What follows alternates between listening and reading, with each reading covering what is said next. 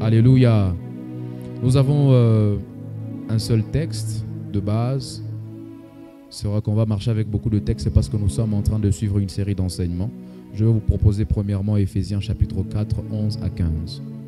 Éphésiens 4, 11 à 15. J'aimerais déjà dire bienvenue à tous ceux qui sont là pour la première fois. Ils sont là pour la première fois à l'église Vérité Éternelle. J'aimerais vous souhaiter la bienvenue dans la maison de Dieu, dans la maison de la vérité. Il y a mes jeunes frères qui sont là. Ils sont là. Je suis très heureux de vous voir ce matin. Ils sont venus en équipe. Ce sont des frères, des jeunes frères que j'ai encadrés dans le ministère des chants. Lorsque j'étais encore dans ce ministère-là, je suis très heureux de vous voir ce matin. Que Dieu vous bénisse abondamment. Alléluia. Alors je vais prendre Éphésiens 4, 11 à 15. La Bible déclare « Et il a donné les uns comme apôtres, les autres comme prophètes, les autres comme évangélistes, les autres comme pasteurs et docteurs, pour le perfectionnement des saints, en vue de l'œuvre du ministère et de l'édification du corps de Christ, jusqu'à ce que nous soyons tous parvenus à l'unité de la foi et de la connaissance du Fils de Dieu, à l'état d'homme fait et à la mesure de la stature parfaite de Christ, afin que nous ne soyons plus des enfants flottant et emportés à tout vent de doctrine par la tromperie des hommes, par leur ruse dans les moyens de séduction, mais que, professant la vérité dans la charité, nous croissions à tous égards en celui qui est le chef, Christ. On peut acclamer la parole de Dieu et on sera en train de reprendre place. Alléluia. Alléluia. Alors, bien-aimés dans le Seigneur, ce matin, j'ai la joie et encore le privilège de continuer à vous parler de la part de Dieu, de cette série d'enseignements que nous avons abordé depuis dimanche passé sur tout savoir sur l'Église locale. Il y a beaucoup de choses que nous nous sommes dites déjà depuis la fois passée. Je suis resté en gros et de manière générale dans les généralités. Il y a beaucoup de vérités que nous nous sommes dites depuis la fois passée et je vais encore aller plus loin ce matin, frères et sœurs. Déjà, l'une qui est en train de revenir très vite dans mon esprit ce matin, c'est que, frères et sœurs, nous nous sommes dit depuis la fois passée que l'Église n'est pas un lieu où on vient se calmer après avoir péché. Alléluia. On ne vient pas à l'église parce qu'on a péché et on vient calmer sa conscience comme pour dire, bon, quand ma conscience sera encore un peu tranquille, je vais rentrer encore dans ma vie là. Ce n'est pas ça le rôle de l'église. Alléluia. L'église a pour rôle, frères et sœurs, de nous emmener, pas à calmer notre conscience lorsque nous sommes dans le péché, mais à nous emmener à arrêter le péché. Est-ce que je parle à quelqu'un ce matin? J'ai besoin de ton amen, s'il te plaît. Alléluia. Voilà pourquoi, frères et sœurs, lorsque nous venons à l'église, il faudrait que nous puissions déjà faire tomber, casser ce faux raisonnement. Parce qu'il y a plusieurs, comme je l'ai dit la fois passée, qui, après avoir péché, leur premier recours, c'est à l'église. C'est vrai que c'est bien, mais il ne faudrait pas que l'église soit comme un calmant dans ton cœur. Il ne faudrait pas que l'église soit comme une distraction pour toi, un peu comme de la musique. Quand quelqu'un a mal à la tête, tu mets un peu de musique dans tes oreillettes et quand tu es un peu tranquille, tu laisses. Ce n'est pas ça l'église. Alléluia. Il faudrait que quand tu es à l'église, tu saches que le rôle n'est pas de te calmer dans le péché comme pour t'encourager à le faire, mais plutôt de t'emmener à l'arrêter. Comme je l'ai dit la fois passée, frères et sœurs, le chef de l'église, c'est Jésus-Christ. Et quand Jésus est venu, il n'est pas venu couvrir le péché. Quand Jésus est venu, il n'est pas venu calmer le péché, il est venu ôter le péché du monde. Alléluia. Voilà pourquoi lorsque nous venons dans sa maison, nous ne pouvons pas venir cacher nos péchés dans l'église. Vous savez, ce que je suis en train de vous dire là, comme je ne l'ai pas dit la fois passée, je vais vous le dire. Cela a emmené plusieurs pécheurs à venir se cacher dans l'église. Les sorciers se cachent à l'église, les escrocs se cachent à l'église, les impudiques se cachent à l'église. Pourquoi? Parce que eux, ils ont pris l'église comme un calmant. Quand ils ont commis le péché, quand il a tué quelqu'un, il vient à l'église, on a adoré, on a chanté, ça semble le distraire. Un peu comme la musique, quand la tête fait mal, ça semble te distraire. Comme les gens qui prennent l'alcool, non? Il te dit que quand il a un peu de malaise, il a beaucoup de troubles, il prend de l'alcool. Donc eux, ils ont pris l'église comme de l'alcool. Vous voyez un peu? Et ça fait que plusieurs se cachent à l'église. Les gens se disent, mais pourquoi c'est dans l'église qu'il y a beaucoup de sorciers? Pourquoi c'est à l'église où il y a des escrocs? Pourquoi c'est à l'église où il y a des impudiques? Parce que nous avons la mauvaise conception de l'église, mes frères. L'église n'est pas un calmant du péché. L'église ne vient pas couvrir le péché. L'église a pour rôle d'ôter, d'enlever, de vous emmener à arrêter le péché. Alléluia.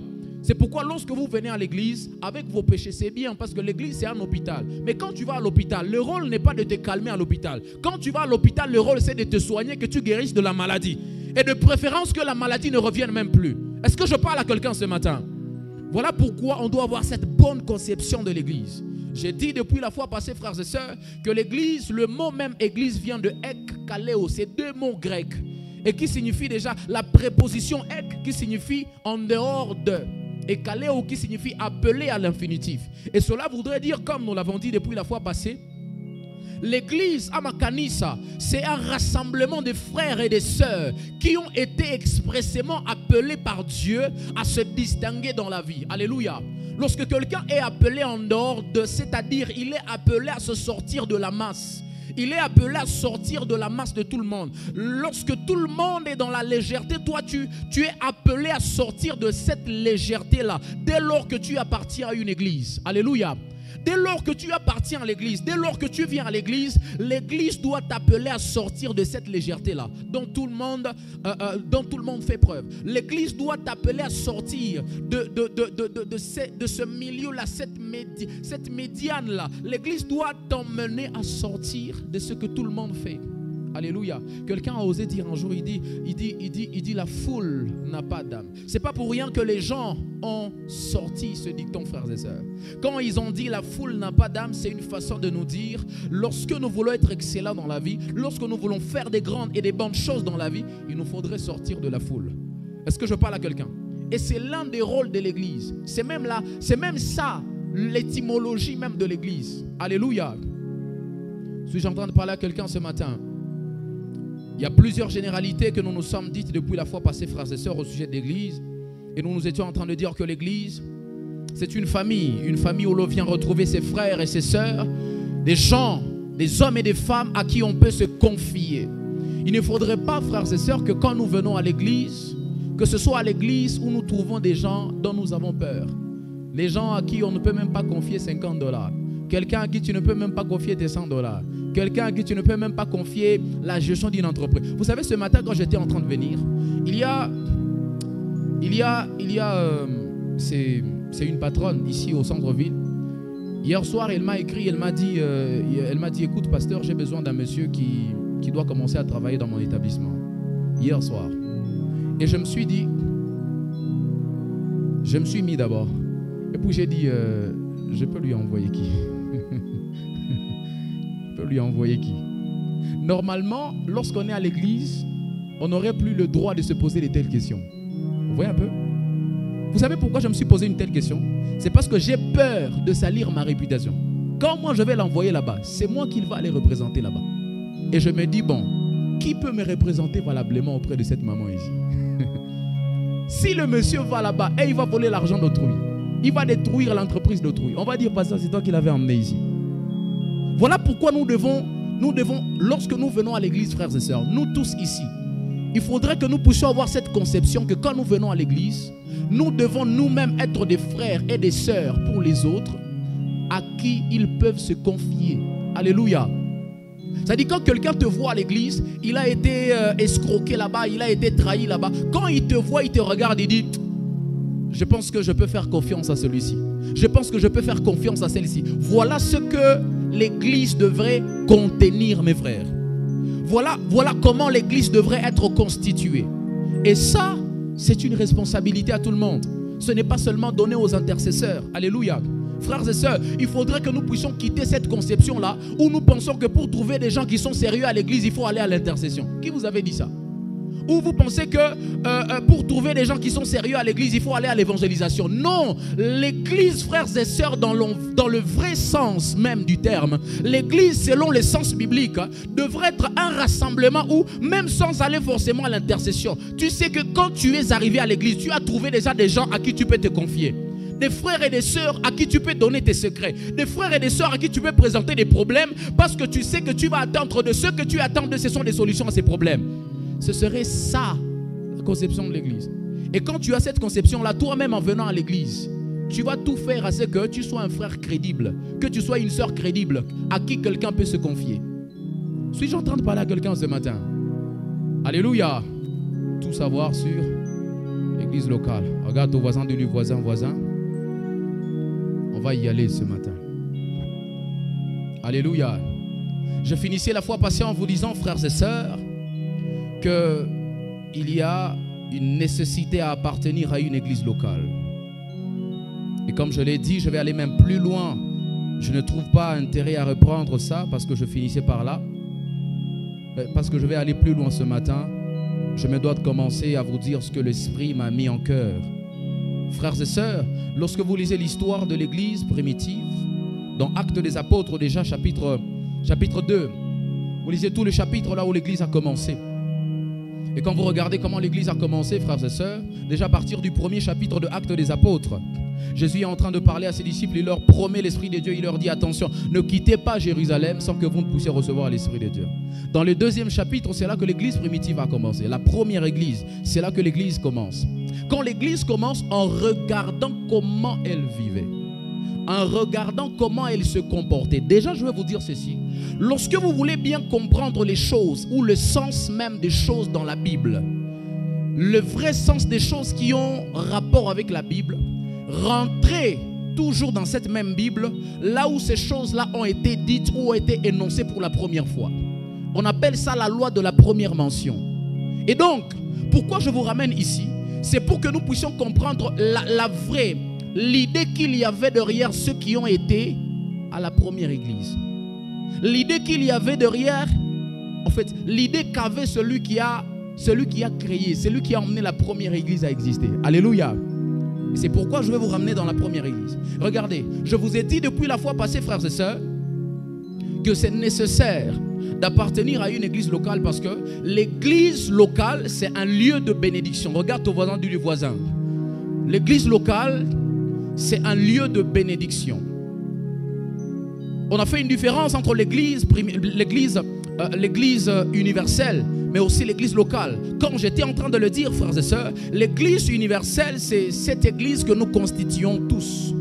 En tant que chrétiens, en tant qu'enfants de Dieu, croyant en Jésus comme notre Sauveur et notre Seigneur. Ça, c'est l'ensemble de tous les chrétiens qui existent dans le monde. Mais lorsque nous quittons cet ensemble-là et nous venons dans les dénominations, dans les congrégations locales, dans les ASBL, c'est là que nous entrons dans ce qu'on appelle église locale. Et dans Actes des Apôtres chapitre 2, on n'est pas que dans l'église universelle, on est dans l'église locale. Parce que la Bible dit déjà que les églises ont commencé dans les maisons. Et au-delà des églises qui ont commencé dans les maisons, la Bible dit que ces gens-là ont même quitté les maisons. Et ils venaient au temple. Il y a même ceux qui venaient carrément rester au temple. Alléluia. Comme pour dire, l'église universelle ne suffisait pas. Au-delà de l'église universelle, à laquelle nous appartenons tous en tant qu'enfants de Dieu, chrétiens, croyant en Jésus comme notre Sauveur et Seigneur, il faut appartenir aussi à une église locale. Il faut s'attacher aussi à une congrégation. Alléluia. Comme je l'ai dit la fois passée, on ne peut pas dire qu'on appartient au corps sans constituer un membre du corps. Est-ce que je peux parler ce matin? Je disais, on ne peut pas dire qu'on appartient au corps parce que l'église universelle, la Bible l'appelle corps du Christ. Alléluia. Et les églises locales constituent les membres de ce corps universel. Et donc tu ne peux pas dire que tu es enfant de Dieu, tu es chrétien, alors que tu n'es pas attaché à une église locale. La première raison pour laquelle c'est nécessaire ou c'est indispensable de s'attacher à une église locale, nous l'avons dit, c'est un lieu de bénédiction. Pourquoi ils quittaient les maisons et ils venaient au temple? Nous avons vu déjà pour la première fois, la Bible nous dit qu'il y a des gens qui allaient vendre leurs biens à la maison. Après avoir vendu cela, ils venaient avec tout cela au temple et ils les partageaient avec tous les autres qui étaient dans le temple. Logiquement parlant, À partir du moment où ils ont compris que l'église locale, c'était un lieu de bénédiction, il n'y a plus eu la pauvreté à l'église. La pauvreté a disparu dans l'église. Est-ce que je peux commencer à parler maintenant? Écoutez, lorsque l'église primitive, ceux du temps de l'église primitive ont compris qu'il y a des bénédictions qu'on ne peut saisir qu'à l'église, la pauvreté a disparu. Parce que déjà la Bible dit, il y a des gens qui allaient vendre leurs biens, ils allaient vendre leurs produits et ils venaient partager cela avec tout. C'est-à-dire dans l'église, il n'y avait personne qui pouvait dire j'ai faim. Ah, est-ce que je peux commencer à parler? Dans l'église, il n'y avait personne qui pouvait dire je n'ai pas d'habit. Dans l'église, il n'y avait personne qui pouvait dire moi je n'ai pas de travail. Dans l'église, il n'y avait personne qui pouvait dire je suis malade et j'ai manqué l'argent pour aller à l'hôpital. Pourquoi? Parce qu'ils avaient compris que l'église était un lieu de bénédiction. J'aimerais dire à quelqu'un, l'église a des choses qu'elle seule peut te donner que le monde ne peut pas te donner. Voilà pourquoi tu dois comprendre que c'est nécessaire, c'est indispensable. Tu ne peux pas te passer d'appartenir à une église locale. Alléluia. Regardez, je vous ramène toujours dans la Bible. Dans Psaume 122, le premier verset, je vais vous expliquer un peu ça. Les modérateurs ont l'habitude de nous lire ce verset-là, mais on va entrer en profondeur. Dans Psaume 122, 1, la Bible dit, je suis dans la joie. C'est David qui est en train de parler. Il dit, je suis dans la joie quand on me dit, allons à la maison de l'Éternel. Réfléchissons ensemble. Regarde ton voisin, on va réfléchir. Écoutez, on est face à un roi. La Bible dit que c'est David qui parle. Pendant qu'il est en train de parler là, il est roi déjà. Est-ce que je peux avancer? Il est roi. Logiquement, il a déjà l'argent. Est-ce que c'est clair? Logiquement, il a déjà toute une armée autour de lui. Il a toute une équipe de sécurité autour de lui. Logiquement, il y a des gardes du corps autour de lui. Est-ce que je peux avancer? Logiquement, il a la possession et l'autorité sur toute l'économie d'Israël à l'époque. Est-ce que je peux avancer? Mais écoutez-moi, la Bible dit, il dit, je suis dans la joie. Quand on me dit, allons. Là, il n'est même pas encore dans la maison. Mais le simple fait qu'on vient lui dire, allons à la maison de l'Éternel. Il dit, je suis dans la joie. Je me suis posé une question. Je dis, David, si tu es dans la joie seulement lorsqu'on te dit, allons dans la maison de l'Éternel, est-ce que l'argent que tu as ne t'a pas produit l'argent, ne t'a pas produit la joie? Est-ce que la sécurité que tu as là ne t'a pas produit la joie? Il dit, toutes ces choses-là ne m'ont pas produit la joie. La joie, je l'ai ressentie dans mon cœur seulement lorsqu'on m'a dit, allons dans la maison de l'Éternel. Je me suis posé la question, la même question, je l'ai posée à David. Et j'ai dit, David, pourquoi c'est seulement lorsqu'on te dit, allons dans la maison de Dieu que tu ressens la joie? Il me dit, docteur, la sécurité peut te produire des choses. L'argent peut te produire des choses. Mais il y a une joie que tu ne peux avoir que dans la maison de Dieu. Il y a des choses que seule la maison de Dieu peut te donner et non pas l'argent. Il y a des choses que seule la maison de Dieu peut te donner et non pas la sécurité autour de toi. Il y a des choses que seul Dieu peut te donner dans sa maison, en dehors de tout ce que tu as comme confort autour de toi. Normalement, c'est un homme qui aurait la joie grâce à l'argent qu'il avait autour de lui. Normalement, c'est un homme qui aurait la joie grâce à la sécurité qu'il avait autour de lui. Mais toutes ces choses-là ne lui ont pas promis, ne lui ont pas produit la joie. Pourquoi? Parce qu'il savait que ces choses passeront. Mais il y a une chose qu'il doit conserver. Et cette chose-là se retrouve dans la maison de Dieu. Est-ce que je parle à quelqu'un? J'aimerais dire à quelqu'un, il y a des choses que tu ne peux avoir que dans la maison de Dieu. Il y a une certaine joie que l'argent ne peut pas te donner. Il y a une certaine sécurité que les hommes, l'armée ne peut pas te garantir. Est-ce que je peux avancer ce matin? Alors j'aimerais dire à quelqu'un, il y a un certain confort, une certaine confiance. Il y a une certaine sécurité, une certaine protection que tes parents ne peuvent pas te garantir. Il y a une certaine sécurité, une dimension de protection que seul Dieu, lorsque tu viens dans sa maison, est capable de te garantir. Est-ce que je peux parler ce matin? Voilà pourquoi David est en train de dire, il dit, juste quand on me dit, on va aller dans la maison de Dieu. Il dit, je suis dans la joie. Parce qu'il savait que dans la maison de Dieu, il y a aussi des choses qu'on ne peut trouver que là et non ailleurs. Alléluia. Regardez un autre texte de la Bible qui nous prouve encore cela. Dans Actes des Apôtres, chapitre 3. Oh mon Dieu, j'ai envie de prêcher ce matin. Donnez-moi un bon amen s'il vous plaît. Dans Actes des Apôtres 3, 1 à 9, je vais y aller rapidement. Il y a une histoire que nous connaissons très bien. Dans la Bible déclare, Pierre et Jean montaient ensemble au temple. À l'heure de la prière, c'était la 9e heure. Il y avait un homme boiteux de naissance qu'on portait et qu'on plaçait tous les jours à la porte du temple, appelé la Belle, pour qu'il demandât l'aumône à ceux qui entraient dans le temple. Cet homme Voyant Pierre et Jean qui allaient y entrer, leur demanda l'aumône. Pierre, de même que Jean, fixa les yeux sur lui et lui dit, regarde-nous. Et il les regardait attentivement, s'entendant à recevoir d'eux quelque chose. On peut s'arrêter là. Pourquoi il s'est attendu à recevoir d'eux quelque chose? Parce qu'il avait l'habitude de recevoir des gens, des choses. Je vous rappelle qu'il est au temple.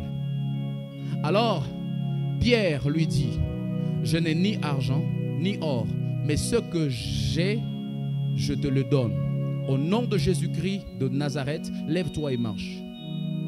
Et le prenant par la main droite, il le fit lever au même instant. Ses pieds et ses chevilles devinrent fermes. D'un saut, il fut debout et il se mit à marcher. Il pose encore un acte très sensible. Il entra avec eux dans le temple, marchant, sautant et louant Dieu. Tout le monde le vit marchant et louant Dieu. Je vous ramène dans le contexte. Regardez. Il y a un homme qui n'a jamais marché depuis qu'il est né. Dans Actes des Apôtres 3. La Bible dit qu'il est boiteux depuis qu'il est né. Depuis qu'il est sorti du ventre de sa mère. Il est boiteux. Je me suis posé une question de savoir. Pourquoi la famille de cet homme-là avait eu le réflexe de l'emmener toujours? Pourquoi ils avaient toujours le réflexe de l'emmener là au temple? En d'autres termes, à l'église, non? C'est ça, non? Pourquoi ils ont eu ce réflexe-là de l'emmener à l'église? C'est parce que, frères et sœurs, l'église est un lieu de bénédiction. L'église est un lieu de bénédiction. Il savait que si cet homme-là restait à la maison, il pouvait pas avoir sa guérison. Parce qu'il y a des dimensions de guérison que tu ne peux avoir qu'à l'église. Oh my God. Il y a des dimensions de guérison que tu ne peux avoir qu'à l'église. Voilà pourquoi, âgé, la Bible dit que cet homme a été amené à l'église pendant 38 ans. Sa famille ne s'était jamais... Voilà pourquoi j'aimerais dire à quelqu'un, des fois, toi qui viens à l'église, tu fais une année comme ça et tu dis, ah, apparemment Dieu m'a... J'aimerais te dire, il y a des choses que Dieu ne peut te donner qu'à l'église, peu importe ton niveau d'impatience. Est-ce que quelqu'un comprend de quoi je parle ce matin? Un conseil que je vous donne encore de cette histoire, frères et sœurs, lorsque vous venez à l'église, croyez qu'il y a un Dieu vivant et un Dieu capable de changer votre situation. Peu importe le temps pendant lequel cette situation peut rester indifférente. Je dis peu importe le temps pendant lequel cette situation peut rester intacte. Restez au pied de Dieu. Restez dans le temple, restez à l'église. Cet homme-là a été emmené à l'église pendant 38 ans. Celui qui l'a mené au temple ne s'était jamais fatigué, mes frères. Jusqu'à ce que Dieu vienne à la rencontre de... J'aimerais dire à quelqu'un, il y a un bon jour comme ça, tu vas juste te réveiller comme les autres jours. Tu vas te préparer à la maison. Tu vas mettre tes habits et tu vas prendre ton transport. Tu dis, je vais à l'église. Tu ne sais pas que c'est ce jour-là que Paul, que Pierre et Jean se sont levés et ils sont venus avec l'onction de la guérison à l'église pour venir guérir ta maladie qui a duré 5 ans. Pour venir guérir ta maladie qui a fait dire, oh, j'aimerais dire à quelqu'un, ce dimanche peut être ton jour là. Je dis, ce dimanche peut être ton jour là. Je prie que cela soit le partage d'une personne. Parce que tu as choisi de venir à l'église. Parce que tu as choisi de venir à l'église. Que cette onction te localise ce matin dans le nom puissant de Jésus de Nazareth. Un bon jour comme ça, tu te réveilles, c'est comme tous les autres jours. Le soleil s'est levé à 8 heures comme tous les autres jours. C'est le jour de ton miracle. Que cela soit ton partage au nom de Jésus. Je dis que cela soit ton partage au nom de Jésus. Vous savez ce que j'aime avec Dieu, c'est que peu importe le temps pendant lequel le problème peut durer, la Bible me dit dans Habakkuk chapitre 2, le verset 3, lorsque Dieu décide de faire quelque chose dans la vie d'une personne, il arrête le temps. Oh my God. Est-ce que je peux prêcher? Il arrête le temps. Il arrête le temps et il dit, toi, attends, je te donne ordre maintenant de ne pas concerner les autres situations sur la terre, mais de concerner seulement la situation du frère tel. Je t'ordonne maintenant de te tourner vers la situation de la sœur telle. C'est comme ça que Dieu décide. Et quand c'est autant, personne ne peut arrêter ça. Je dis, quand c'est autant, personne ne peut arrêter ça. Voilà pourquoi il ne faut jamais arrêter de s'approcher de Dieu. Regardez maintenant ce que cet homme-là comprend. C'est que cet homme-là nous pose encore comme acte pour nous expliquer, comme pour appuyer ce que je suis en train de vous prêcher ce matin. La Bible déclare, quand il s'est levé, Quand il a commencé à marcher, Pierre l'a tenu par sa main. Il a commencé à marcher. La Bible dit qu'il n'est pas allé loin. Il est rentré encore dans l'église. Il a commencé à louer Dieu. Il est rentré encore dans l'église. Parce qu'il sait. Oh, est-ce que je peux parler ce matin? Parce qu'il sait que ce qui s'obtient dans la maison de Dieu se conserve le mieux dans la maison de Dieu. Est-ce que je peux parler ce matin? Je dis, ce qui s'obtient dans la maison de Dieu se conserve dans la maison de Dieu. Voilà pourquoi lorsque Dieu te donne la paix, cette même paix-là, tu ne peux la conserver que lorsque tu restes dans la maison de Dieu. Lorsque Dieu te donne l'argent, cet argent-là, tu sauras le conserver. Cet argent, tu sauras le gérer que lorsque tu as accepté de rester dans la maison de Dieu. Est-ce que vous savez combien de personnes sont rentrés dans leur ancienne situation? Elles sont rentrées dans leurs anciennes vies juste parce que le moment où Dieu avait résolu leurs problèmes, ils se sont détournés de Dieu. Ils sont allés loin de Dieu. Plusieurs, quand on leur a donné des travaux, des contrats ici, ils ont commencé à travailler ici et là-bas. Ils ont commencé à dire qu'ils sont très occupés, plus occupés. Alors que tu venais passer tout le temps à l'église, hein? Tu comprends, non? Il y a même plusieurs, pendant que je parle ici, vous êtes là ici présentement, vous êtes en train de me suivre sur Internet. Depuis que Dieu vous a donné cet argent, vous voyez que c'est depuis ce jour-là que vous ne venez plus à l'église, non? C'est depuis que Dieu vous a donné ce travail-là que vous ne venez plus à l'église. C'est depuis que vous avez commencé à toucher un peu d'argent, depuis que vous êtes entré au mariage. Aujourd'hui, vous commencez à dire que le mariage vous prend le temps. Hein? Aujourd'hui, vous commencez à dire que les enfants vous ont dérangé le matin. Alors que vous étiez en train de pleurer ici tous les jours, ça faisait 5 ans que Dieu ne vous avait pas encore donné d'enfant. Quand vous avez un enfant, c'est l'enfant qui commence à vous empêcher à venir à l'église. Hein? Comprenez? Regarde ton voisin, dis-lui voisin. Tout savoir sur l'église locale. Deuxième nécessité.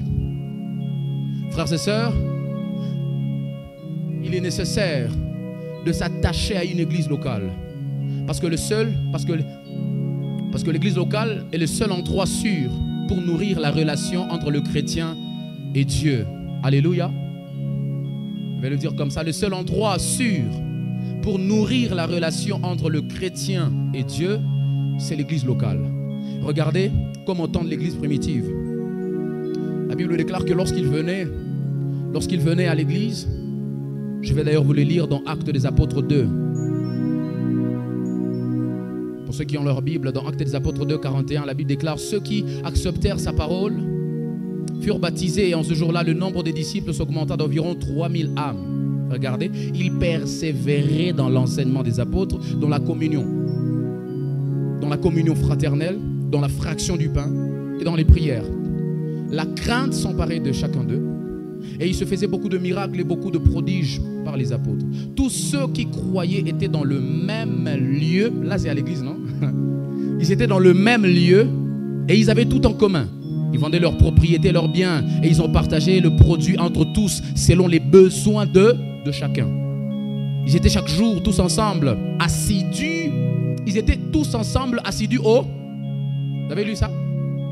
Vous avez lu ça? Ils étaient tous ensemble assidus.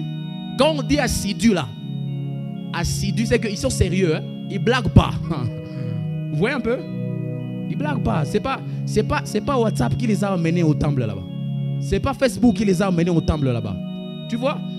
C'est pas Robe de tel qui les a emmenés à l'église là-bas. Ils sont assidus tous ensemble au temple. Ils rompaient le pain dans les maisons et prenaient leur nourriture avec joie et simplicité de cœur, louant Dieu et trouvant grâce auprès de tout le peuple. Et le Seigneur ajoutait chaque jour à l'église ceux qui étaient sauvés. Vous savez pourquoi ils ont fait ça? C'est pour nourrir leur relation avec Dieu. Donnez-moi la liberté d'expression, je vais parler encore ce matin. Est-ce que je peux prêcher?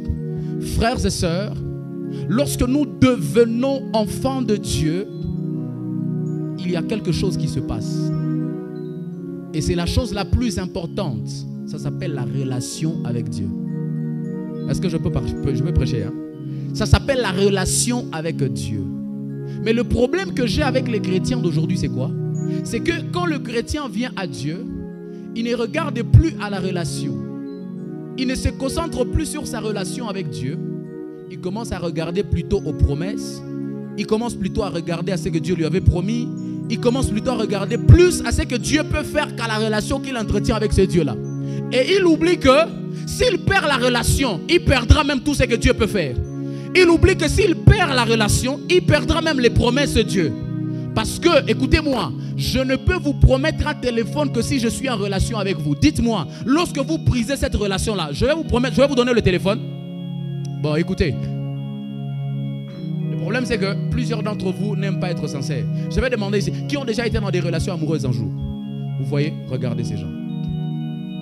Regardez les gens qui sont honnêtes là-bas. Tu sais que tu as déjà été dans ça, mais tu ne veux pas lever ta... Tu vois ta vie. Tu vois. Donc toi, tu n'as jamais été dans ça. D'accord. Je risque de faire une prière bizarre ici pour ceux qui n'ont pas levé leurs mains alors qu'ils savent qu'ils sont dans des relations là-bas. Mais je vous épargne de ça. Frères et sœurs, regardez. Lorsque vous êtes dans une relation amoureuse, vous êtes une fille ou bien vous êtes un homme. Il y a une promesse que vous vous faites. Ça s'appelle quoi? Le mariage, n'est-ce pas? Ça doit être la promesse pour toute relation amoureuse d'un enfant de Dieu. Si tu es dans une relation là-bas, tu es chrétien et l'objectif n'est pas le mariage. Ça s'appelle péché. Tu es en train de pécher. Et si tu sais que tu n'es pas prêt à promettre le mariage, arrête cette relation-là. Bon, ça c'est pas le débat. Ce matin, frères et sœurs, quand vous êtes dans une relation amoureuse, alors j'ajoute sérieuse. Quand vous êtes dans une relation amoureuse sérieuse, la promesse, c'est quoi? C'est le mariage.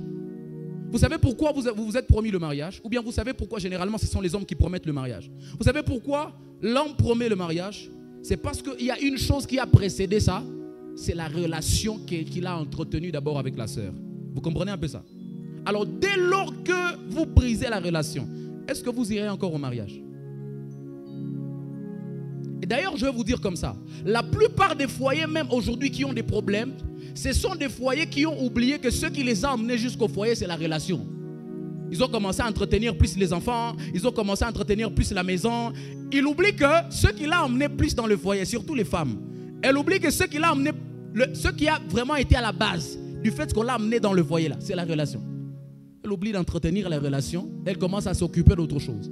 C'est même comme ça avec Dieu, frères et sœurs. Si vous entrez en relation avec Dieu, la relation compte plus que tout ce qui vient après. Est-ce que je parle à quelqu'un ce matin?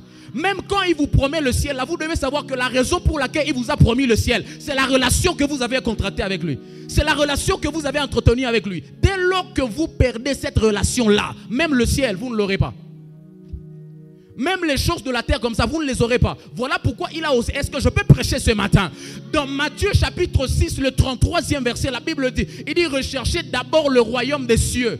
Il était en train de miser sur la relation entre père et fils. Quand tu acceptes Jésus comme ton sauveur et ton Seigneur, tu entres d'abord en relation avec lui. Il dit, c'est après tout ça que je vais vous donner les maisons sur la terre. Il dit, c'est après tout ça que je vais vous donner la joie, la stabilité. Et tout ce que vous pouvez me demander là, je peux vous le donner si seulement vous savez avoir le royaume des cieux.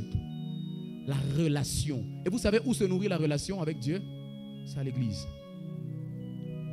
C'est à l'église, mes frères. Ceux de l'église, ceux du temps de l'église primitive, ils quittaient leur maison. La Bible dit qu'ils étaient assidus au temple. Ils persévéraient dans les enseignements des apôtres. Pourquoi? Ils entretenaient leur relation avec Dieu. Vous avez plus peur de perdre une promesse que Dieu vous avait donnée que de perdre la relation que vous entretenez avec Dieu. Vous avez plus de perdre votre fiancé que Dieu vous a donné que la relation du Dieu même qui vous a donné ces fiancés-là. Vous avez plus peur de perdre votre mariage que la relation avec le Dieu qui vous a même donné ce mariage-là.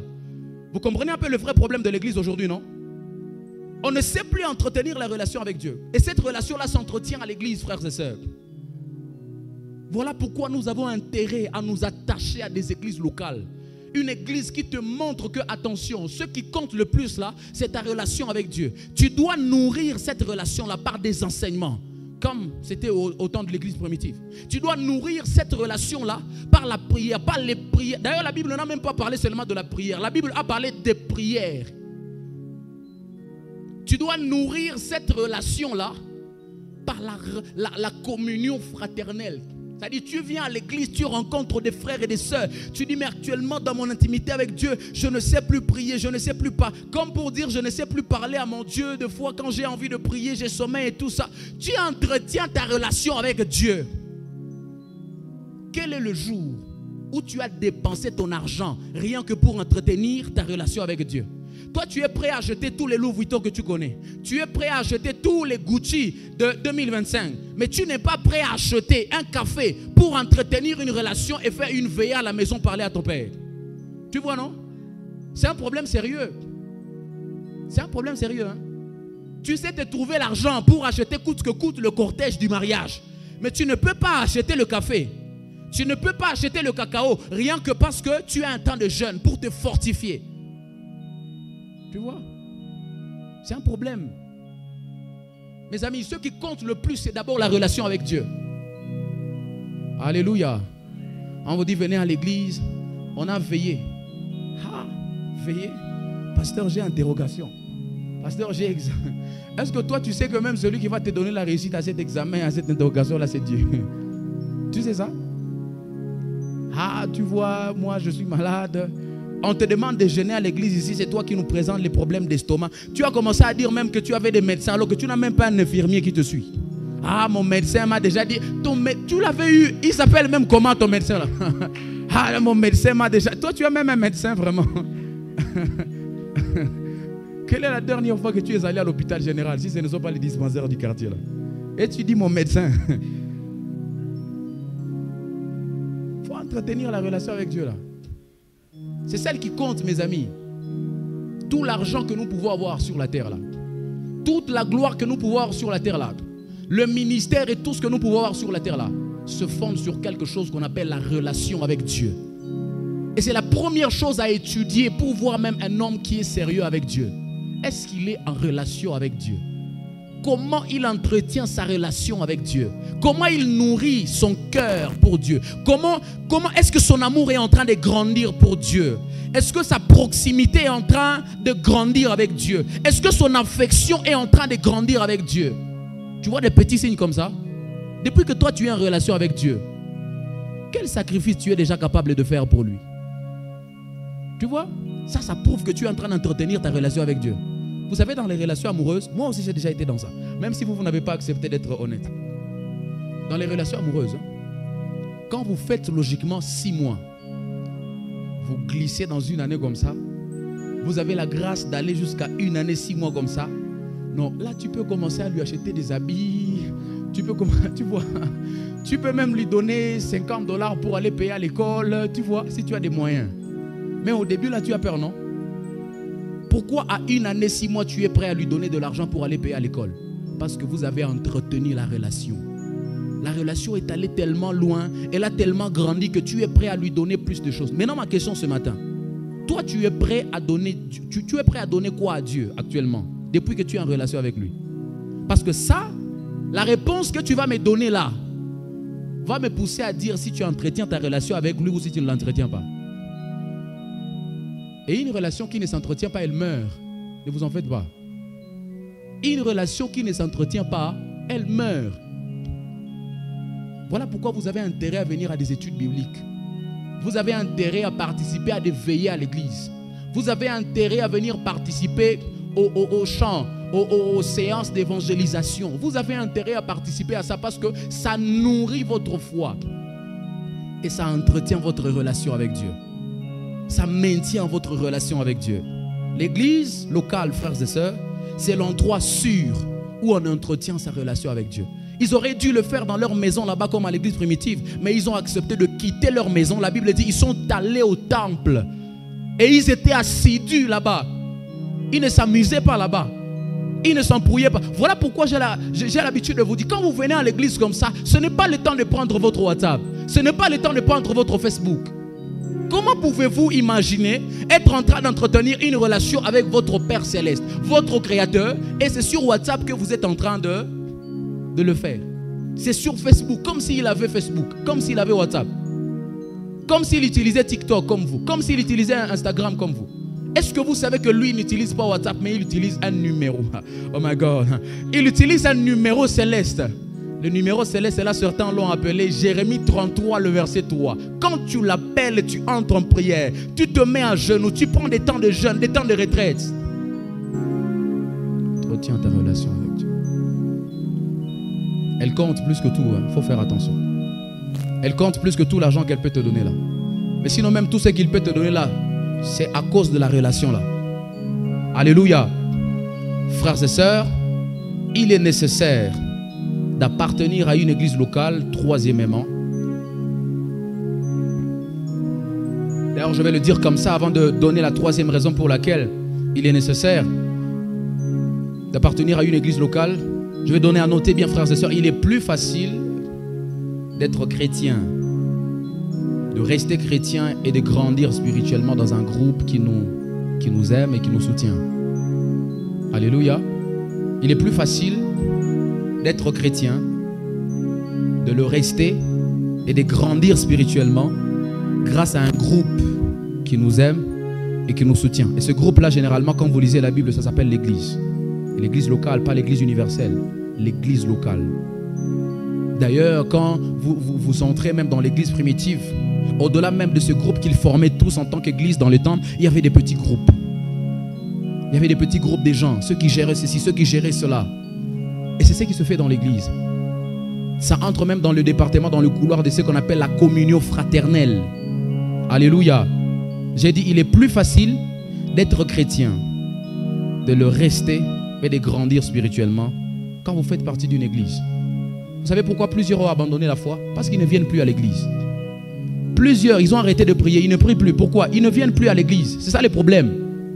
Allez leur dire ça à vous qui êtes venus aujourd'hui.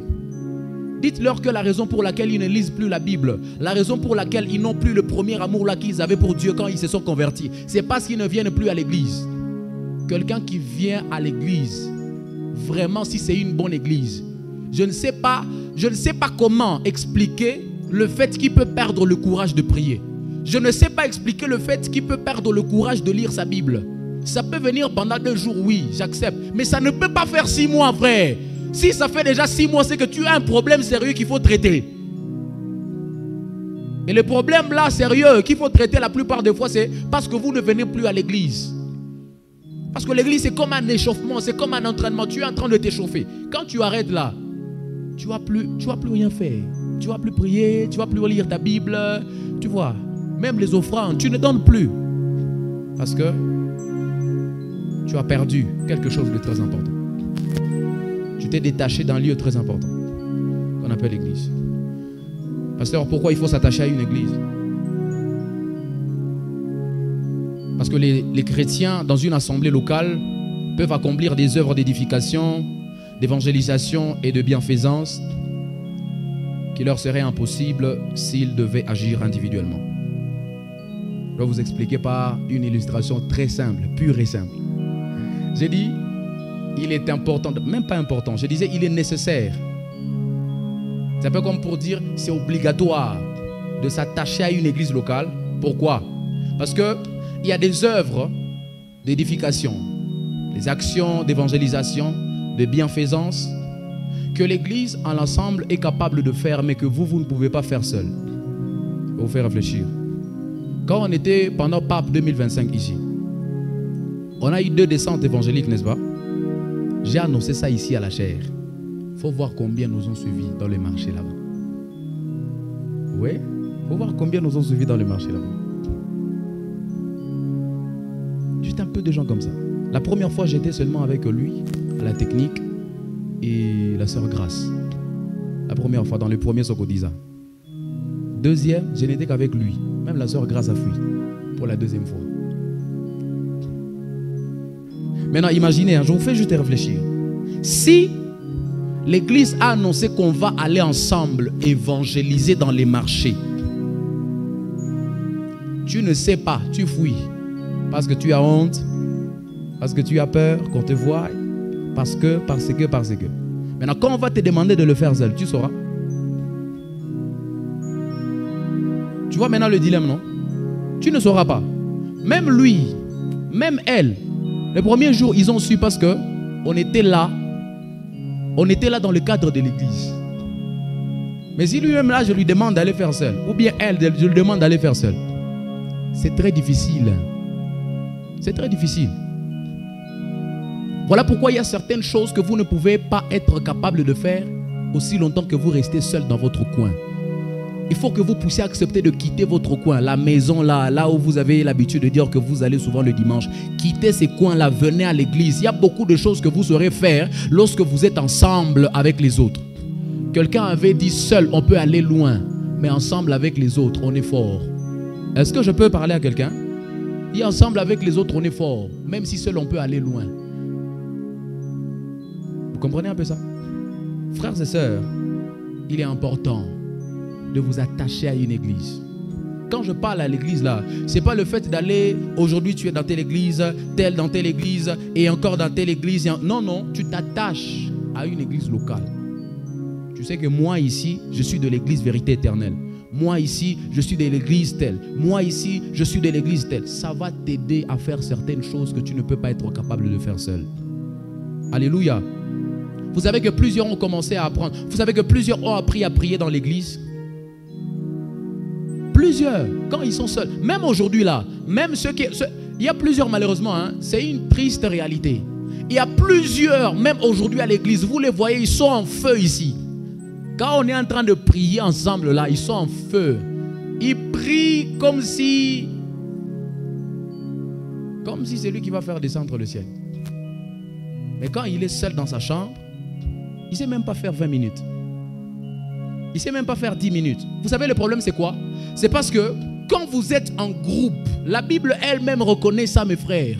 Quand vous êtes en groupe, généralement vous êtes plus fort que quand vous êtes seul.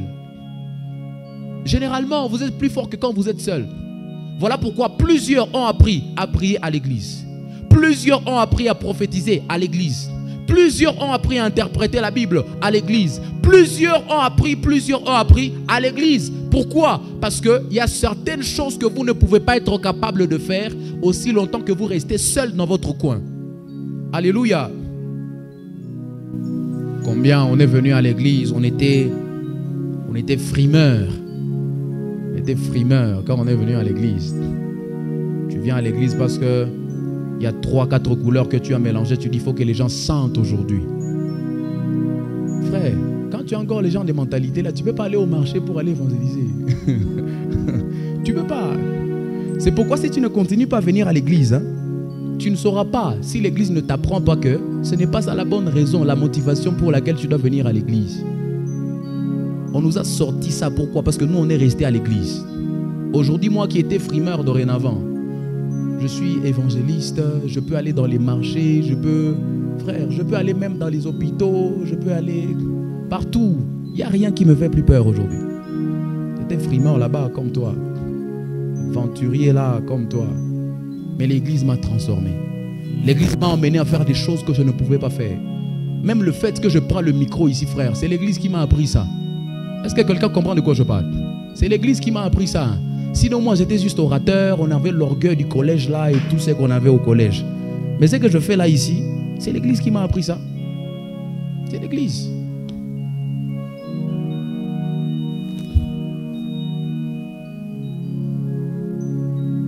J'aimerais vous parler en ces quelques minutes, frères et sœurs, que j'ai encore, de la raison d'être de l'église.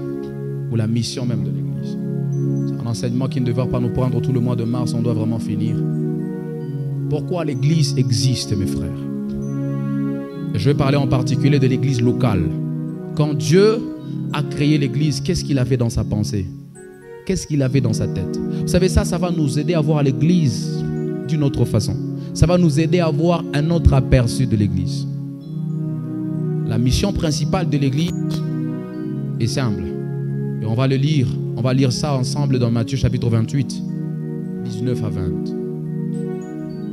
Dans Matthieu 28, 19 à 20, la Bible déclare « Allez, faites de toutes les nations des disciples ». Jésus qui est en train de parler à ses disciples. Il dit « Allez, faites de toutes les nations des disciples, les baptisant au nom du Père, du Fils et du Saint-Esprit, et enseignez-leur à observer tout ce que je vous ai prescrit. Et voici, je suis avec vous tous les jours, jusqu'à la fin du monde. » Frères et sœurs, si l'église existe, la mission principale, ce que Dieu avait dans sa tête quand il a dit que l'église devait exister, c'est là qu'il leur a dit, allez, faites des disciples, allez gagner les âmes. Annoncez la bonne nouvelle qui sauve, la bonne nouvelle de Jésus-Christ aux gens. Il dit au-delà de ça, baptisez les gens. Au-delà de ça, enseignez-leur à suivre ce que moi je vous ai prescrit.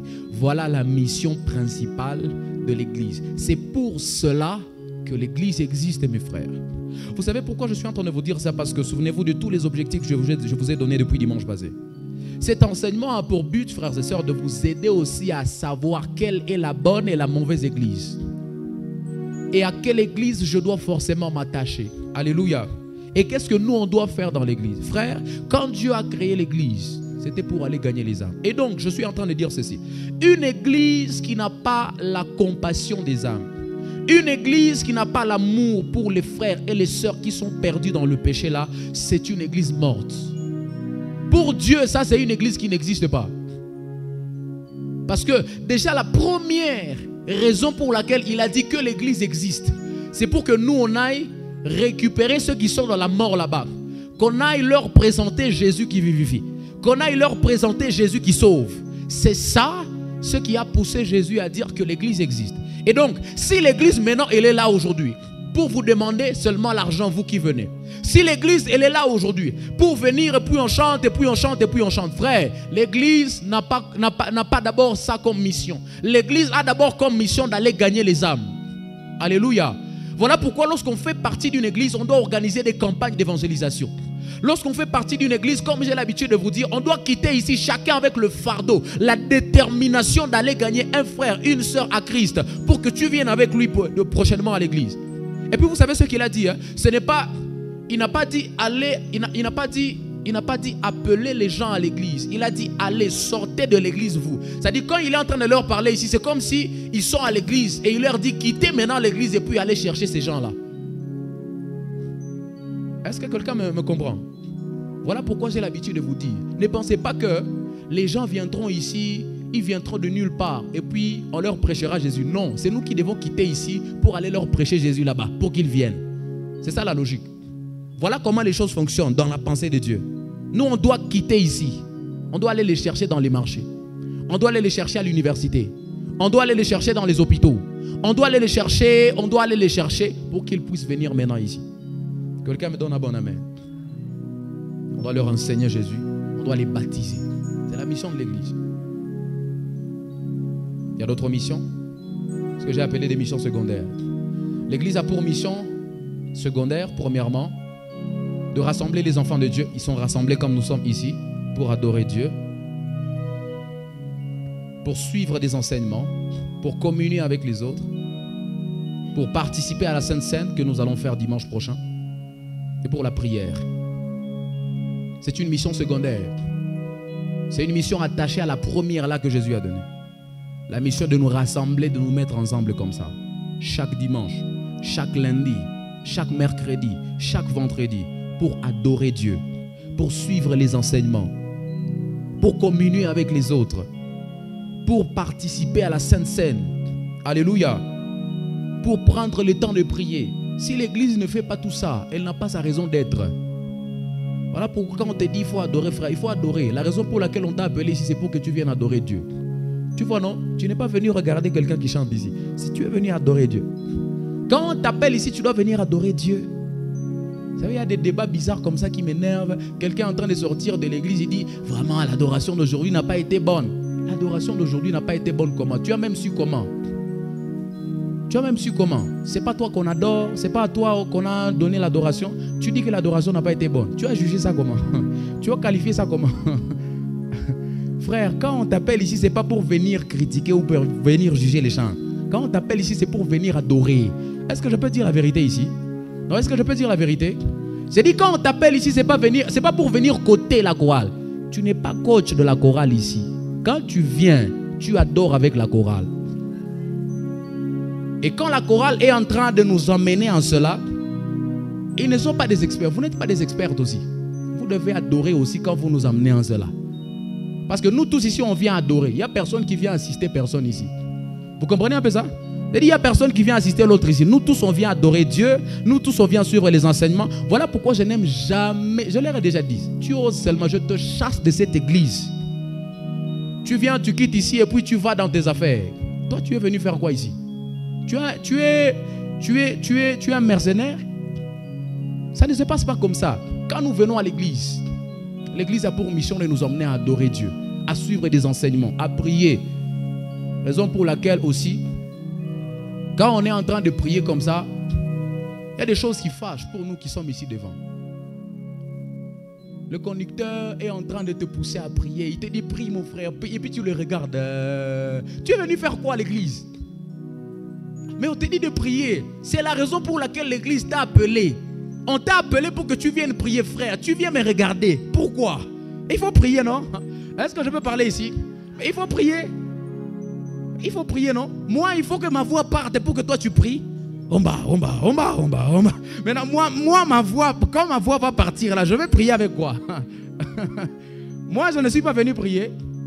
Que moi, je sois maintenant un ascenseur, que je sois un... Tu vois, non? Non, ce n'est pas comme ça. Je ne suis pas animateur ici.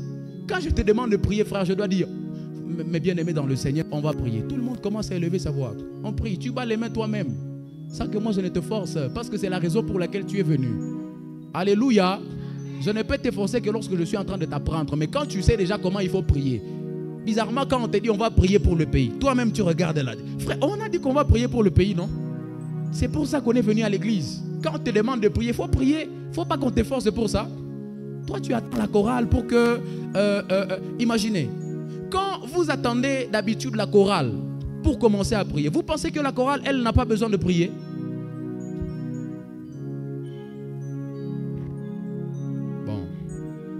Est touché, je lui rappelle que cette église a pour mission de prêcher la vérité. Alléluia. La chorale a besoin de prier aussi, mes amis. C'est pourquoi vous ne devez pas fatiguer la chorale. Quand vous venez comme ça, c'est pour prier. Vous devez savoir pourquoi vous êtes venu ici.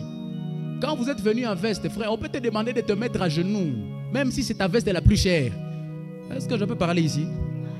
On peut te demander de dormir même par terre, frère, par inspiration divine. Imaginez que... Vous blaguez, vous. Imaginez que Dieu me met seulement en cœur ici. Il me convainc que tout le monde doit dormir par terre pour que nous puissions prier. Parce que tu as mis Haïti, on ne va pas te demander de dormir par terre, ma sœur. Tu vas dormir. Parce que c'est pour ça que tu es venu à l'église. Voilà pourquoi je dois t'enseigner pourquoi tu viens à l'église. Pour que prochainement, même si tu viens en blanc là, le pasteur te demande de te mettre debout, de te mettre par terre. Tu te mets sans te fâcher. Et tu t'assois par terre sans te fâcher si c'est l'inspiration de Dieu. Parce qu'il y a des inspirations comme ça. Tu ne peux pas limiter Dieu. Hein? Dieu va me demander un jour comme ça ici que tout le monde dorme par terre. Frère, tu es venu en veste, on va dormir par terre avec toi. Parce que c'est pour ça qu'on est venu à l'église. On n'est pas venu montrer les vestes à l'église. On n'est pas venu pour faire sentir le parfum à l'église. Non, on est venu prier à l'église. Quand on prie, on doit prier. Oh, quelqu'un dit, mais moi je ne dois pas crier vraiment. Pourquoi il crie? On est venu prier, frère. Si on va crier là. Si je te demande de battre les mains, tu n'es pas habitué. Tu vas battre les mains parce qu'on va prier. C'est ça l'inspiration que Dieu me donne. Tu vas battre les mains et prier. Si on te demande qu'on va prier en train de marcher, tu marches, frère.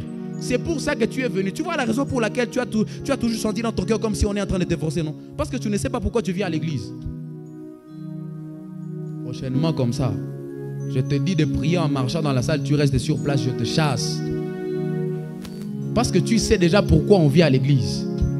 Tu vois, non? Tu sais déjà pourquoi on vient à l'église. On vient prier. On ne vient pas s'amuser ici. On ne vient pas regarder les gens, filmer les gens. Non, on vient prier. Mission secondaire. On vient à l'église, frères et sœurs, on doit s'attacher à l'église.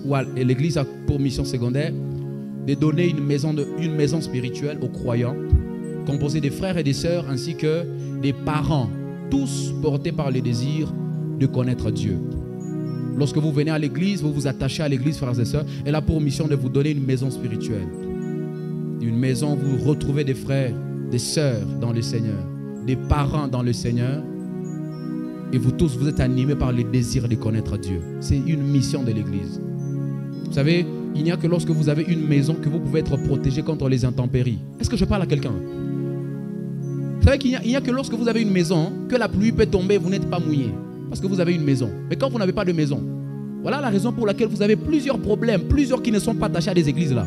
Plusieurs qui n'ont pas l'habitude de venir à l'église. plusieurs là-bas qui se disent, ah, moi je suis de toutes les églises qui prêchent Jésus, moi je suis de toutes. Tu n'as pas de maison. Tu peux pas dire, bon, moi comme je suis de la ville de Butembo, toutes les maisons de Butembo m'appartiennent. Hein, c'est pas comme ça. Tu dois avoir ta maison. Quand il va pleuvoir là, tout le monde a le plein droit de fermer sa maison. Quand tout le monde va fermer sa maison, toi tu vas entrer chez qui? Tu peux l'amener dans quelle prison s'il t'enferme à l'extérieur qu'il est en train de pleuvoir? Voilà pourquoi tu dois avoir aussi une maison où tu peux arriver, même si on a fermé, tu toques, tu dis ça c'est ma maison, tu entres. Et l'église a pour mission de donner aux enfants de Dieu une maison spirituelle. Lorsque tu as des problèmes, vous savez, hein, il y a certains combats que vous ne devez plus mener dès lors que vous appartenez à l'église vérité éternelle. Est-ce que je peux maintenant prêcher la vérité?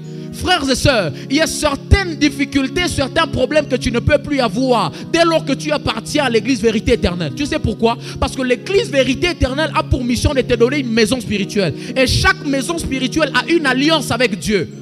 Quand tu t'attaches à l'alliance de cette maison-là, c'est comme ça qu'il y a certaines batailles où tu ne peux plus te battre. Tu te rends seulement compte que c'est un combat qui s'est présenté, mais c'est comme si Dieu s'est arrangé de ça parce que tu es attaché à une alliance.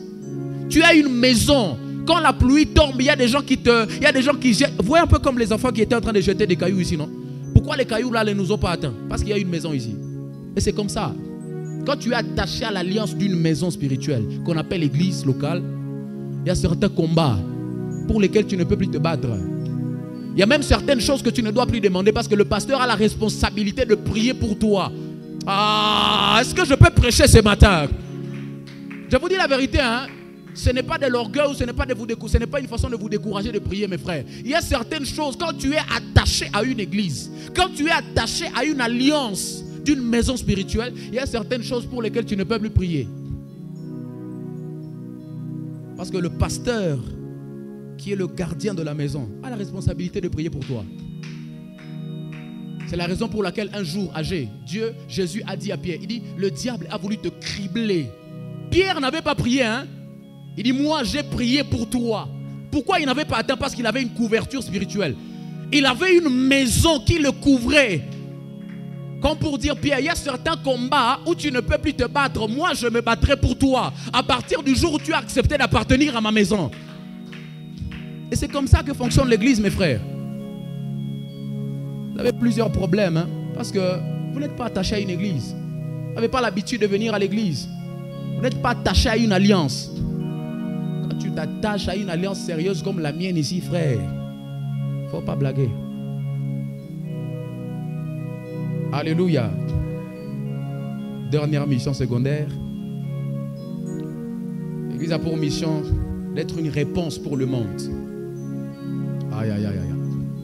L'église a pour mission, frères et sœurs, d'être une réponse aux problèmes du monde. Je vais vous lire un verset très sensible, une fois bizarre même.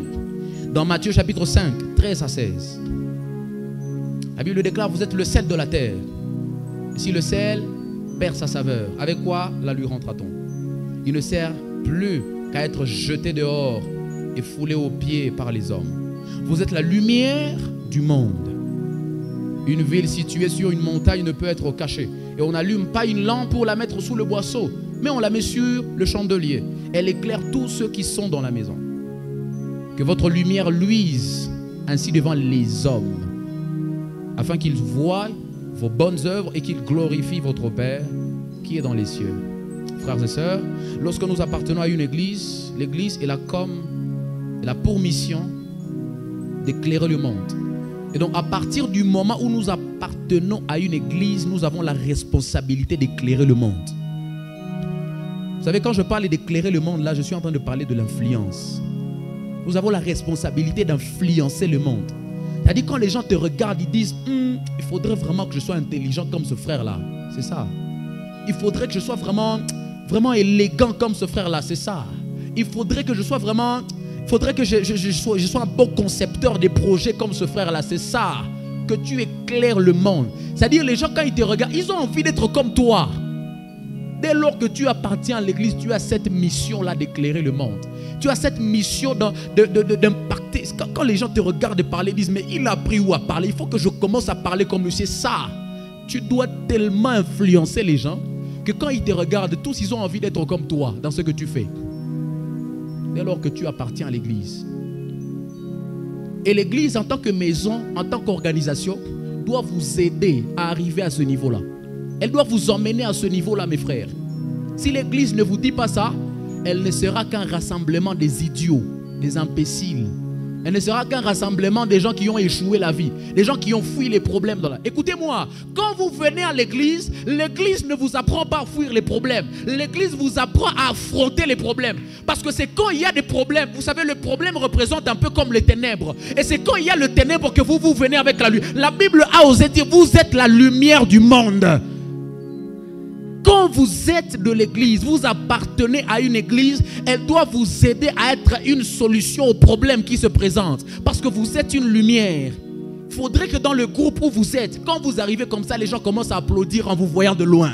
Parce qu'ils voient déjà la solution. Tu n'as même pas encore commencé à parler. Tu n'as même pas proposé une piste de solution. Mais ils commencent à s'apaiser, ils commencent à dire, oh oui. Ils commencent à... Parce qu'ils savent que toi, tu es la lumière. Frère, même quand tu n'as pas commencé à parler, prends seulement une attitude comme ça. Quand ils te regardent comme ça, ils disent, sûrement que le gars a la solution au problème. Parce que tu es appelé à influencer. Tu es appelé à être la lumière. La Bible a même osé dire, tu es le sel. Et dit, si le monde maintenant perd sa saveur, avec quoi la lui rentre-t-on? Dans ta famille là, quand il y a des problèmes, tu es appelé à apporter la solution à ces problèmes là. Même si tu n'as pas l'argent, il n'y a pas que l'argent comme solution, hein. Vous savez ça? Il n'y a pas que l'argent comme solution, mes amis. Une fois j'ai donné cet exemple, je vous le donne encore ici. Vous savez, il y a de telles situations dans une famille. Tu es dans une famille comme ça, non, moi on me néglige, vraiment on ne me donne pas ma place. Ce n'est pas ça le problème. Le problème n'est pas là où on ne te donne pas ta place là. Il faut que toi tu sois plutôt conscient de ta place. Ah, est-ce que je peux dire la vérité à quelqu'un ici? L'important ce n'est pas que vous me donniez ma place, non. L'important c'est que moi je sois conscient de ma place. Le fait que moi je suis conscient de ma place est plus important que le fait que vous me donnez ma place. Parce que peu importe le fait que vous ne me donnez pas ma place, et même pendant les années, peu importe les années pendant lesquelles vous pouvez me priver ma place, si je suis conscient de cette place-là, même après 10 ans, je me mettrai à cette place-là. Même après 5 ans, j'occuperai cette place parce que je la connais. Frère, on te néglige dans ta famille, ce n'est pas la raison pour pleurer. Ah, on ne me donne pas ma place, vraiment moi on me reconnaît pas. Ce n'est pas la raison pour pleurer, frère. Sois conscient de la place que tu occupes. Dieu t'a déjà dit que tu es la sentinelle sur cette famille. Entre en prière, mon ami. Même si on te néglige là, va en retraite. Un jour seulement comme ça. Ah, my God. C'est là que je rentre dans l'histoire de Joseph. Le problème, ce n'était pas la position. Le problème, ce n'était pas le fait qu'on ait donné par Joseph sa place. Parce que logiquement parlant, la place de Joseph, c'était là-bas dans la gestion de l'économie de l'Égypte. Il était normalement premier ministre, c'était ça sa place. Et le gars était tellement conscient de ça que peu importe le nombre de fois on lui a privé de cette place-là, il a accepté d'entrer dans la maison de Potiphar, serviteur. Il a accepté de quitter même cette maison-là dans la prison, prisonnier. Il dit, je suis conscient de cette place-là. Dieu a organisé les... La Bible dit que Dieu est le maître des temps et des circonstances. Il a organisé les circonstances en faveur de Joseph. La Bible dit qu'il fait rêver Pharaon dans son palais là-bas. Quand il a des rêves, il a des songes. Le gars qui était en prière là-bas, le gars qui était en... Oh, j'aimerais dire à quelqu'un, le problème ce n'est pas le fait qu'on t'a privé ta place. Le problème c'est avec ce que tu fais pendant qu'on est en train de faire cela. Alors je dis le problème, hein, c'est avec ce que tu fais pendant qu'on te prive ta place là. Le problème avec toi c'est que quand on ne te donne pas ta place, tu commences à pleurer au lieu d'entrer en prière. Le problème avec toi, quand on te néglige un peu, on ne t'a pas donné le micro dans la chorale, tu arrêtes de jeûner. Tu vois, c'est pas ça le problème. Le problème, c'est ce que tu fais pendant qu'on est en train de te priver ta place là. Frère, quand on te prive ta place là, on ne te donne pas l'honneur. Tout ça là, c'est rien. Quand tu as Dieu, un jour comme ça, il sera imposé de te redonner cette place là. C'est comme ça que quand le gars arrive comme ça, on cherche. La Bible dit on a cherché parmi tous les magiciens. Les magiciens, tous les magiciens de l'Égypte. On a manqué qui pouvait interpréter les songes de Pharaon. Jusqu'à ce qu'on aille tomber sur un gars à qui on avait déjà privé sa place dans la cour royale là-bas. La Bible déclare que ce gars-là se retrouve dans la prison. Lui, il était en train de chercher Dieu. Pendant qu'on le négligeait, il cherchait Dieu. Pendant qu'on l'insultait, il cherchait Dieu. Pendant qu'on le calomniait, il cherchait Dieu. Pendant qu'on était en train de le trahir forcément dans la maison de Potiphar, il cherchait Dieu. C'est comme ça que quand Dieu s'est retourné vers lui, je suis en train de dire à quelqu'un, il y a un bon jour comme ça, Dieu va décider de se retourner vers toi. Il va décider de se tourner vers toi. Et quand Dieu s'est tourné vers Joseph, mes frères, on est allé tomber sur lui dans la prison. Le gars a commencé, avant même d'interpréter les songes, il a commencé à expliquer les songes avant qu'on le lui donne. Ah, Pharaon dit ça c'est grave. Ça c'est bizarre ça. Il dit ça c'est grave. C'est comme ça que même dans les familles on vous néglige là-bas. Dieu peut permettre qu'il y ait une maladie. On est allé en Inde, maladie ne guérit pas. On est allé à Nairobi, maladie ne guérit pas. On va à Kampala, maladie ne guérit pas. On va à Moussienene, maladie ne guérit pas. Juste parce que Dieu est en train de chercher ton onction. Dieu est en train de chercher l'onction de quelqu'un qu'on était en train de négliger dans la famille mais qui était en prière. Il est en train de chercher l'onction de quelqu'un qu'on était en train de négliger mais qui était en retraite. Il allait sur des montagnes, il allait chercher Dieu. Un bon jour comme ça, tu arrives à l'hôpital. Maintenant, on l'a amené à Matanda parce qu'on attend que ça meure. Tous les autres médecins là de Inde, de Kenya, de Moussienene, ils ont dit ramenez-le à la maison, il va seulement mourir. Maintenant, comme pour ne pas embrouiller la situation, on l'a amené à Matanda pour aller attendre sa mort. Tu arrives maintenant à Matanda. Comme toi, tu n'avais même pas de transport pour aller à Beni. Tu arrives maintenant à Matanda. Tu arrives à Matanda. C'est là que maintenant tu entends, les gens ils commencent à dire, bon, lui aussi, il a souvent l'habitude de dire qu'il cherche Dieu. Alors, c'est maintenant c'est ni pasteur. Alors, c'est maintenant c'est ni kijakazi. Elle a souvent dit qu'elle était servante de Dieu aussi. C'est là que ce jour, on va se souvenir de toi. Frère, quand on te donne une opportunité comme ça, c'est le moment où il faut reprendre ta place. C'est le moment où il faut reprendre ta place. C'est là que tu leur dis, quand vous entrez maintenant dans la chambre là, où le malade se trouve, c'est au temps aussi de les coloniser. Ils t'ont colonisé pendant 5 ans. Tu dis, Dieu me dit de vous mettre tous à genoux. Papa, maman et tous les autres là qui te négligeaient, là, ils se mettent à genoux. Parce que là, maintenant, on est devant celui qui a Dieu, non? L'argent a échoué. Les voyages ont échoué. Les hôpitaux ont échoué. Maintenant, on cherche qui? On cherche Dieu maintenant, non? Maintenant, c'est moi qui ai Dieu. Je suis plus fort que tous les autres là que vous êtes allés chercher. Mettez-vous à genoux, je vais prier. Quand ils se mettent à genoux, tu commences à implorer la face de Dieu. Quand tu fais ça, tu ne fais pas de longues prières. Pour que tu leur prouves que tu étais vraiment le chef. Tu ne fais pas de longues prières. Du Seigneur, je te remercie. Vous voyez la prière de Jésus? Quand il est en train de ressusciter Lazare. Tout le monde avait déjà commencé à l'insulter. Jésus, si tu étais là, tu vois ce que tu as fait. Quand il arrive là-bas, il dit, Père, je te remercie. Je sais que tu as exaucé ma prière. Ah, Jésus. Mais ça, c'est bizarre, ça. Père, je te remercie de ce que tu as exaucé ma prière. Et puis il dit, Lazare, lève-toi. Fais une courte prière comme ça. Tu ne fais même pas 5 minutes en train de prier.